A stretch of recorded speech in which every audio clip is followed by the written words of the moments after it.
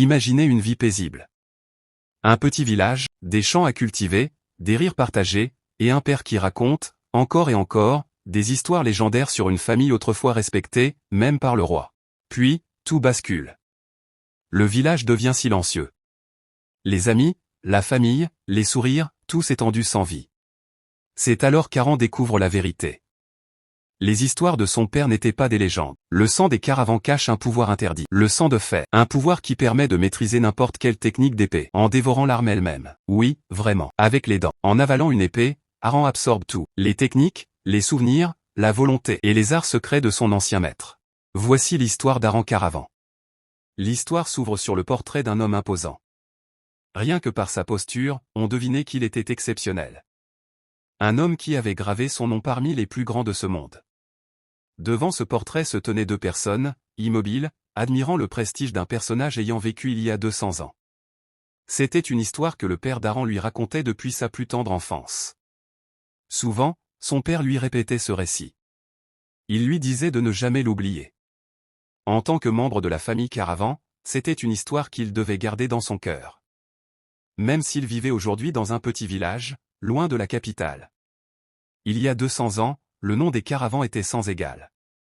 Ils avaient compté parmi eux un chevalier surnommé le dieu de la guerre, ainsi qu'un superviseur juste et vertueux, aimé du roi et respecté de tous. La famille avait été choisie par l'épée. De génération en génération, elle avait produit des maîtres épéistes. C'est pour cette raison que tous les traitaient avec respect. Le protecteur invincible Karakan. Le père d'Aran lui avait dit un jour. Aran devait prendre sa succession et devenir le chef de la famille Karavan.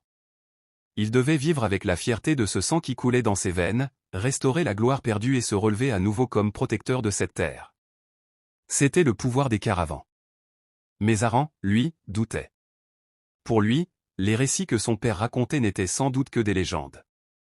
Des histoires inventées par des nobles déchus, incapables d'accepter la perte de leur gloire. Après tout, si ces histoires étaient vraies, pourquoi vivaient-ils dans un village pauvre? Pourquoi passaient-ils leur journée à travailler dans les champs avec les métayers?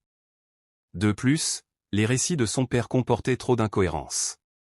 Le fondateur de la famille, représenté sur le portrait, ne ressemblait en rien à Aran ni à son père.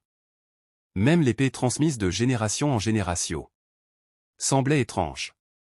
Pour une arme censée avoir plusieurs centaines d'années, elle était trop intacte, trop tranchante.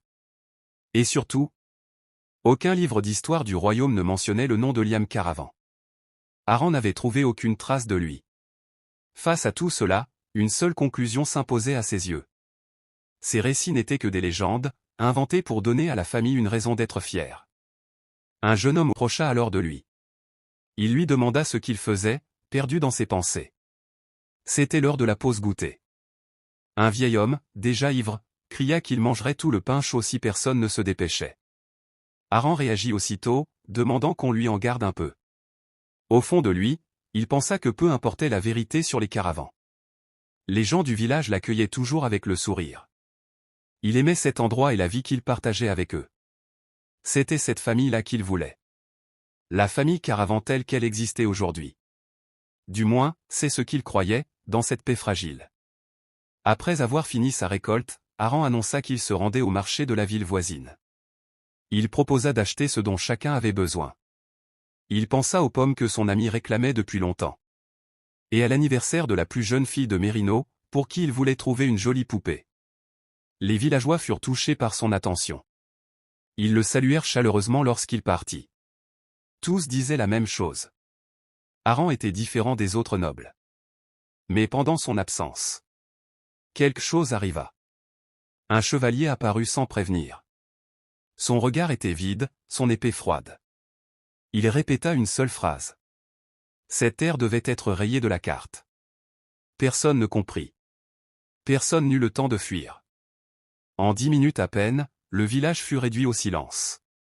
L'homme maniait son épée sans émotion, comme s'il accomplissait une simple tâche.